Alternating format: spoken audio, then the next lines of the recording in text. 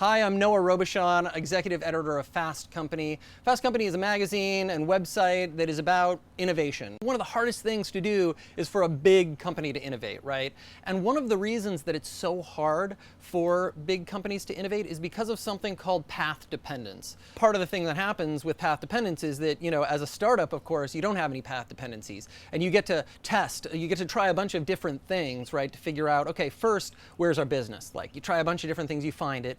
And then what you do, step 2, is you look for efficiencies. You get better and better at it, right? And step 3 is you lock those efficiencies into place, right? And that's when you become a mature business. And then, of course, you've created a path dependency. So, startups are not immune to this. It's just that they're on the early end of this cycle, right? They haven't set that.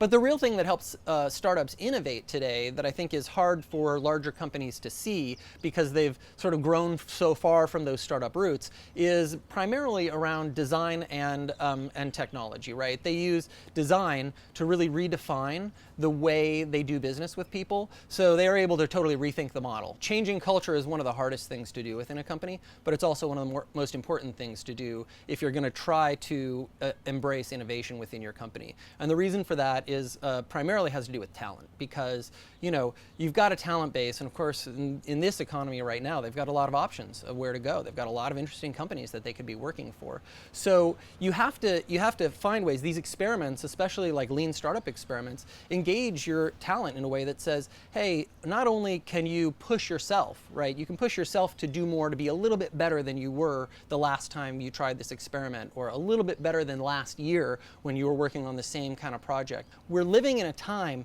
that is extremely unusual, right? We're in the middle, if even the middle, probably still the starting of what is a huge revolution in terms of communication and technology.